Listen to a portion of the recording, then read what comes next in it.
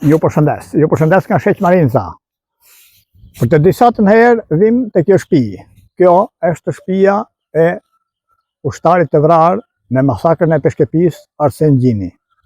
Ka qenë depo armatimi, i rritur në Kasolle, e kanë transferuar shtetit dhe e kanë sjellë në këtë vend pasi ranë përmbytjet në atë kohë.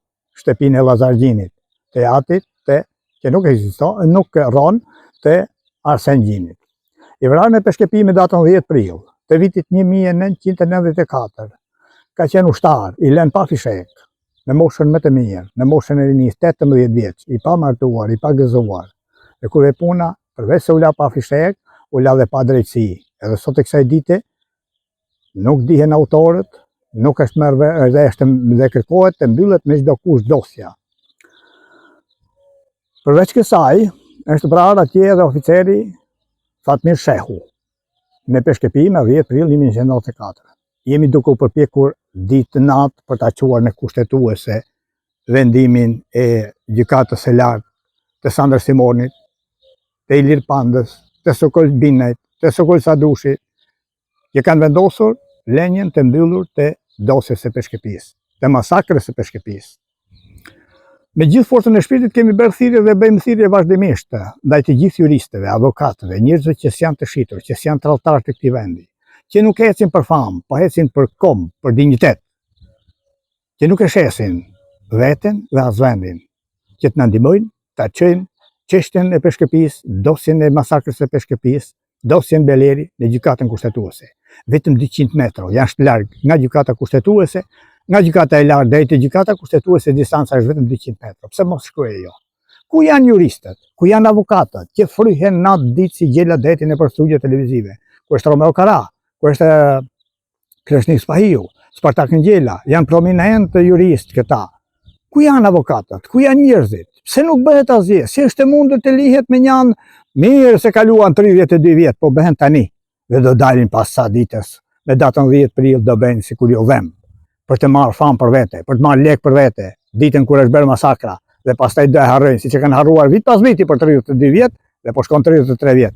Ja ku e keni. 14 ditë kanë kaluar nga dita kur e kemi marrë vendimin në gjykatën e lartë. 14 vjet e ka në dispozicion vendimin e gjykatës së lartë të relatuar nga Sandër Simoni dhe të marrë me kryetar Ilir Pandën dhe me antar Sokol Binajn, është marrë në gjykatën e lartë vendimi për ta lënë të mbyllur këtë çështje. 14 ditë dhe asnjë njeri nuk po e vën veten në lëvizje që ta çojë në gjykatën kushtetuese. Një copë njeri që se ke idenë që i mbaruar, për 10 ditë e ka quar, e ka bërë gati Asaf Haderaj, me një 82 vjeçar Vangjel Vason, i akuzuar për krim, i ka përmarrë mbajtje palje dhe e qua në gjykatën e lartë ata, e bën rekursin, kurse nes pa e bën dot ankimimin. Nuk po na ndihmon njeri, na keni lënë vetëm në të katër anët, me gjitha drejtimet. Nuk prish punë, unë kam për të ardhur këtu, se jam rritur vetë në Kasolle, si Arseni, dhe me vjen keq për te, sigurisht që më vjen keq, për atë dhe për këto, që ka derdhur gjakun për këtë vend, për këtë Shqipëri. Dhe unë nuk kam për të pushuar asnjëherë, s'kam për të rreshtur asnjëherë, derisa ajo dosje të shkojë, derisa janë ankimim, të shkojë nga gjykata e lartë në gjykatën kushtetuese, të marrë vendim, të rihapet ajo dosje, të shkojë përpara përgjegjësisë Fredi Belerit dhe të tjerë, Belera dhe Agallar të tjerë, që kanë gjetur atje Hallexhin dhe Fukarejn, edhe i vrasin, pastaj shkojnë dhe behen deri eurodeputet në gjitën e majën më të lartë të piramidës evropiane dhe botërore, dhe ata nga lartë edhe këta nga poshtë, që është shitur tradhtarët, siç janë këta që e mbështesin Fredi Belerin këtu, dhe ata që e mbështesin nga jashtë, thonë hajde se njerëz të rritur në Kasolle ka vrarë, nuk prish punë. Dikush duhet të lëvizte, dikush duhet të lëviz, dhe jo të rrim kështu. Shikojeni si është dera mbyllur. Kjo derë që shikoni është dera Arsen Gjini, që u vra, për Shqipërinë është vrarë.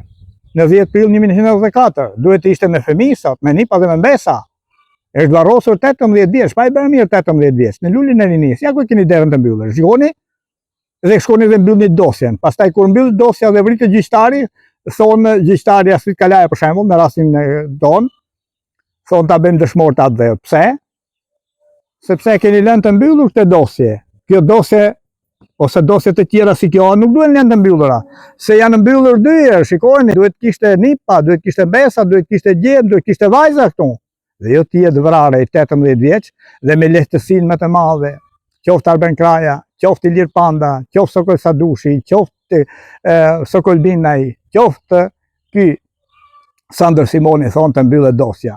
Mbyllë dosjen ti, edhe këta me një mëdhenjtë që më bëjnë si juristë, si avokatës, janë si njerëz të mëdhenj në për studio, mbyllin i dosjen, po shikojnë edhe derën e mbyllur ama.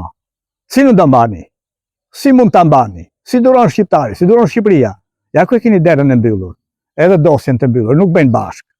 Ai që ka mbyllur këtë derë dhe dyert e tjera, që ka derdhur gjakun e shqiptarëve, duhet shkoj para drejtësisë.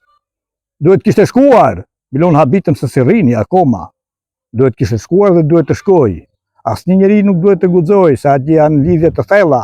Mos bëni pazare me gjakun e shqiptarëve se do hakmerren një ditë. Do hakmerren ndaj jush që jeni gjyqtarë, siç janë marrë atje në gjykatë, do çmenden, do harrojnë se kush janë, do dalë njerëz vetës dhe mua më kishte ndodhur. Do hakmerren edhe ndaj ministrave, të drejtësisë të tjerëve, do hakmerren edhe ndaj familjeve kryeministrore nesër mas nesër. Se kjo është tradhti. Edhe dera e mbyllur dhe dosja e mbyllur nuk bëjnë bashkë.